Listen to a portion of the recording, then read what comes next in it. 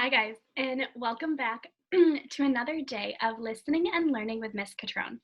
You know that on Tuesday we started a brand new domain of learning, which is just like a big topic of what we're learning about, and we're learning about immigration.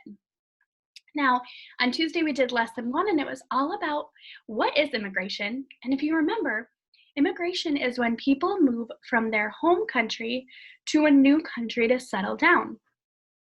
We learned about a couple of reasons that people might immigrate or move. So, one of them is push factors, things that push people out of their country. That could mean people might leave because there's a war in their country and they don't feel safe there. People could leave because there's not enough food in their country, or there's other problems going on, like maybe they don't have the same rights that we do. Now, another reason that people might leave are called pull factors. Now, pull factors, if you can think about it, are reasons that you would be pulled to move to another country. Reasons that people might have been pulled to move to the United States was because there are lots of jobs here. They wanted a better life, maybe. They wanted an opportunity to make more money. And maybe they liked the rights that we have. Like we can vote for our leaders. And that's not the case in all countries. So we learned about those couple things on Tuesday. Now, another thing that we learned about is the United States motto. And that word was E pluribus unum. That is definitely not how you say it. I practiced and practiced, and I cannot get it down. But basically what that means is out of many, but one. So even though people from America have come from a bunch of different countries, we're all out of different countries, together we make one.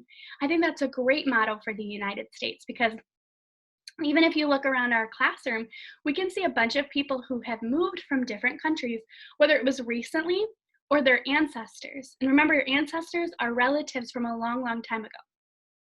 So today I'm really excited to tell you an awesome story about a man who immigrated from Germany to the United States. So let's look at a world map to see kind of where he came from. Alrighty. All right. So this is where we are. We're in North America. This is our continent. Here's the screen is the United States.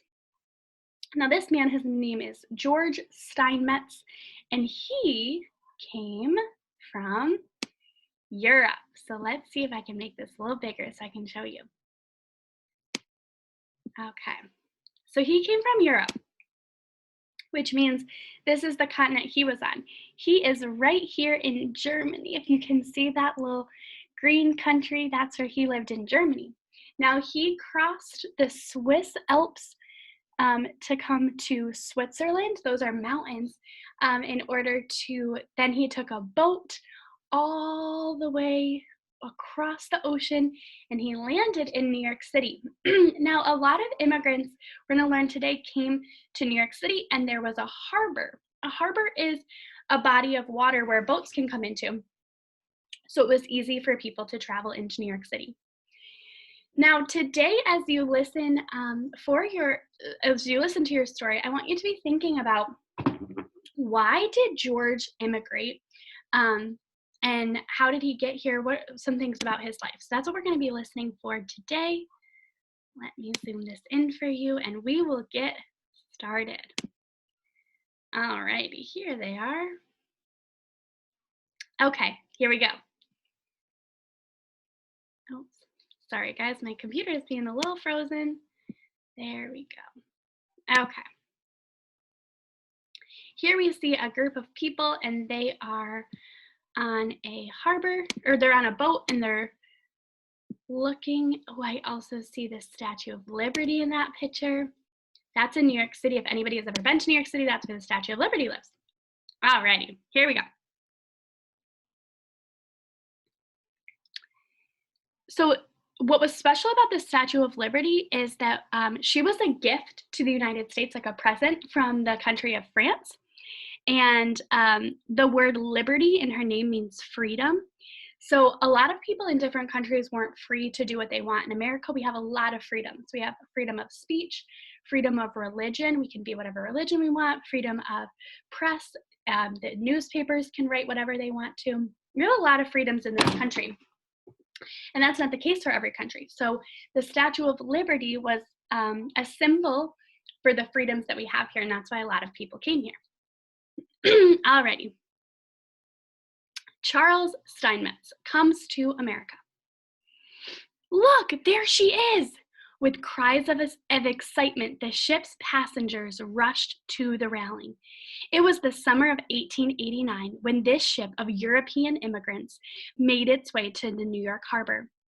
In the distance stood the sight they had dreamed of seeing, the Statue of Liberty, a symbol of freedom and hope, welcoming them to their new home in the United States of America. There were many push and pull factors that led many people to come to America. Some wanted their own farms or businesses and knew that there was a greater chance of doing that in America than in their old countries. Others came from poor places where finding food or shelter had been a desperate daily struggle. They hoped that if they worked hard in this new place, they and their families could be sure of warm meals and a suitable place to take shelter and call home. What kind of things did people coming here hope to find in America? That part of the story just told us that they were looking for shelter and food and having warm meals and maybe a better life. All right, here we have a picture of Charles, that's our main character today, in Germany. Among the passengers was a man from Germany who, although an adult, stood only 4 feet tall. That's a lot of you guys are 4 feet tall, and whose body, instead of growing straight, seemed to bend to one side. His name was Charles Steinmetz,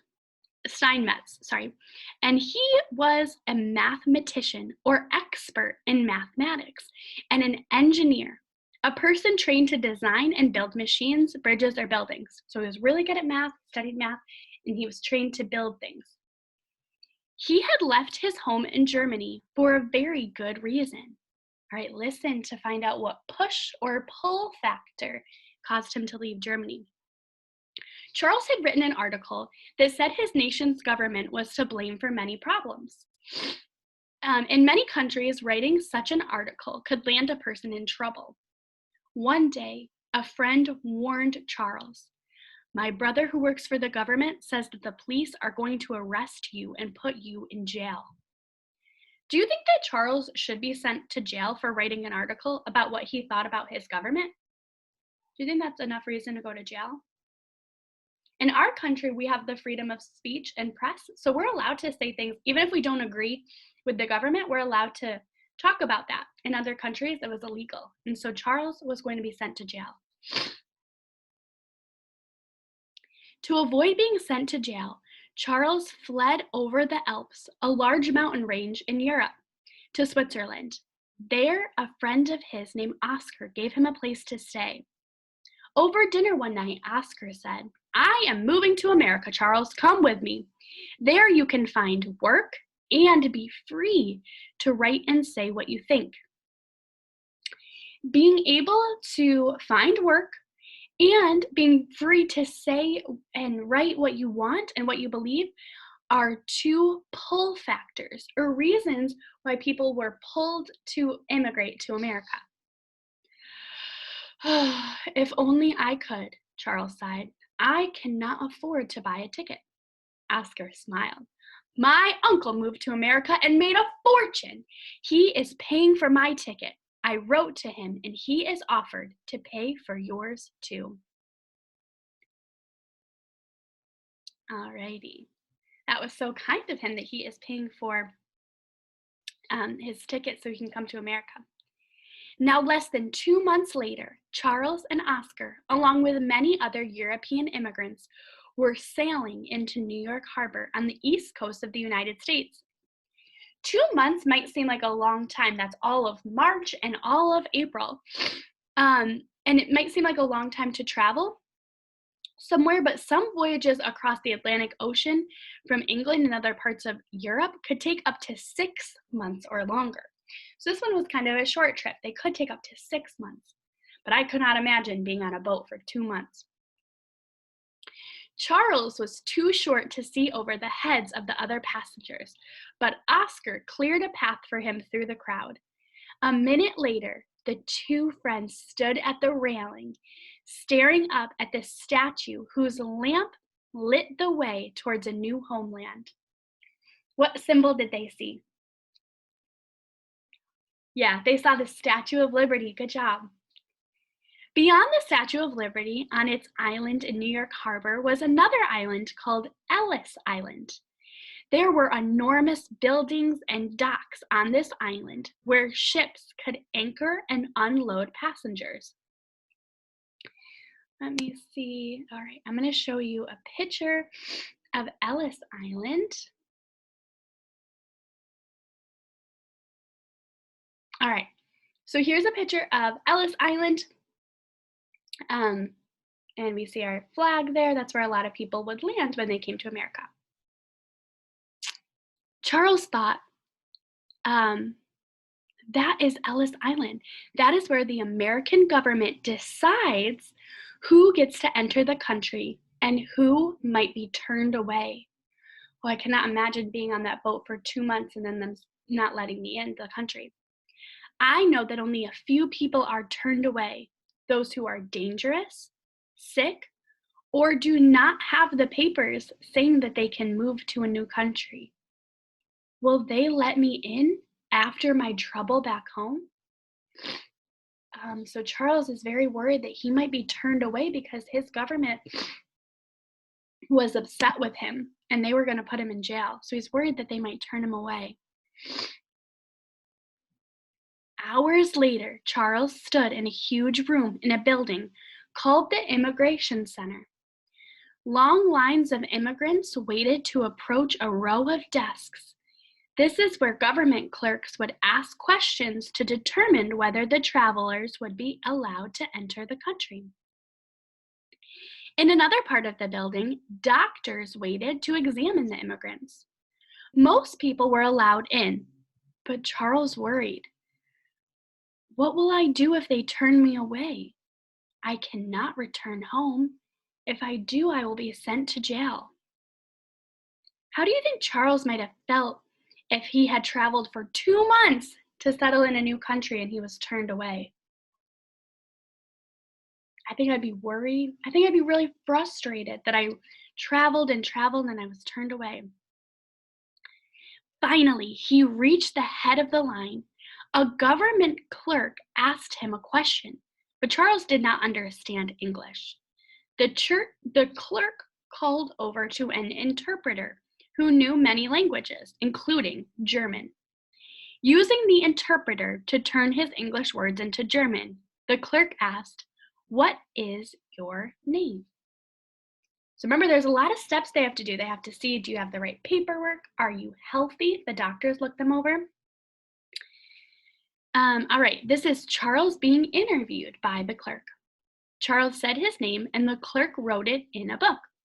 Then, without looking up, he asked, "Do you have a job waiting for you here?" "No," Charles answered. "Do you have any money to live on until you find a job?" "No," Charles answered. Now the clerk looked up at Charles and shook his head. "So you have no money and no job, and you speak no English. I am sorry, but we want people who can add something to our nation." Just then, Charles' friend Oscar stepped forward. "If you turn this man away," he said, "you will be making the greatest mistake of your life. This is Charles Steinmetz, one of the greatest scientific and mathematical thinkers in the world. He may be only 4 feet tall, but he has many talents. You want citizens who can improve this country, and he can. I'm so sure of it that I will pay all of his expenses until he finds a job." Wow, that is a really good friend. He's saying that even though he doesn't have a job or any money to live on, that he believes that Charles should be in this country so badly that he will pay for him until he can find a job. All right, here we have Charles, and he is hard at work creating new technology. So this image is a photograph. Photographs record images of things and people that are real. We can tell that this is a photograph that Charles was a real person, not a fictional or fake character. So in these pictures above, he's all drawings, but this is a photograph of what Charles really looked like. All right, guys. 2 hours later, Oscar's uncle welcomed Oscar and Charles into his big house in New York City. Soon afterward, Charles Steinmetz began to learn English and went to work at a large company, using his powerful mind to invent useful new products. He helped improve the way electricity is carried through wires in order to bring electrical power to buildings and houses. He helped to make electrical streetlights possible and worked with the famous American inventor Thomas Edison. Wow, he helped to bring electricity, and we know we need streetlights so we can see when it's nighttime outside. He helped create and invent all of those things. Charles wrote books that helped other scientists understand electricity. He made more than 200 scientific discoveries. So this is another photograph of Charles when he's older. These discoveries made Charles Steinmetz famous and earned him a great deal of money, but he never forgot how other people had helped him. While continuing his scientific work, Charles began teaching at a college near New York City. He refused to take any pay for his teaching and saying, "Teaching others how to create useful inventions is the best way to repay the United States for taking me in." Why did Charles refuse or not accept any money? Yeah, he wanted to repay the United States. He was so thankful that they let him in when he didn't have a job, didn't have money, didn't know English, and they believed in him. And so he's repaying them or paying it forward, doing something good for his community. His friend Oscar understood. He explained in later years, like so many others, Steinmetz came to America so he could help others with his talents and also have a good job and life for himself. That is why they call the United States the land of opportunity. Like many other immigrants, the move to America gave Charles a new chance to achieve something. Oscar continued, "I believe that each person brings something good to share. Putting all of our talents together can make the United States and its citizens stronger and happier." But just think, that clerk at Ellis Island almost turned Charles Steinmetz away. I like what his friend Oscar is saying, that we all have something good to contribute or bring to the world. And when we all bring our talents and things together, we can make the world better and happier. But he's saying, just think, you almost turned that great man away. This is a picture of many different immigrants in Ellis Island. You can tell by the clothing that they're wearing that this was probably a long time ago. Charles Steinmetz and his friend Oscar were two of the 23 million immigrants who came to the United States between the years of 1880 and 1920. The majority of these immigrants were from the European continent. Like Charles, these European immigrants sailed into New York Harbor and were registered into the United States at Ellis Island. Sometimes immigrants' names were recorded and changed or shortened to make them easier to say. And sometimes, as almost happened to Charles, immigrants were turned away if they were too sick or did not have the right papers. Can you imagine what your life would be like today if Charles Steinmetz had been sent back to Germany? Just think about it. We might not have streetlights outside. I know that when my family immigrated here, our name was changed. So you know that my last name is Catrone, but they changed it because when my ancestors lived in Italy, it was much longer. And when they came through Ellis Island, they shortened it so it was easier to say. So that's a true story, what they're saying. Alrighty, guys, we're going to quickly do our vocab word, but I loved this story about Charles and the impact and good things that he did for our country. All right, so our word work today is opportunity. In the read aloud, you heard this. That is why they call the United States the land of opportunity. I'll say the word and then your turn. Opportunity. Good job. Julian was given the opportunity to take music classes. The word opportunity means a chance or a possibility to do something. Have you ever been presented with an opportunity to do or try something? Try to use the word opportunity. When I interviewed for my job to be your teacher, I had the opportunity to get the job. That means I had the chance to get the job. I want you guys to think about an opportunity that you might have had. Alrighty, guys. For now, that is the end of our story. I have loved reading this story to you about this amazing man who immigrated from Germany and all the wonderful changes that he made for our country. He really helped use his mathematical and science brain to work with Thomas Edison and bring electricity quicker to people. I hope that you guys can be thinking of something that you can do that's wonderful for our country, because I know that all of you guys have beautiful and brilliant minds and you can do wonderful things. I've loved reading to you, and I can't wait to see you again soon. Bye, guys.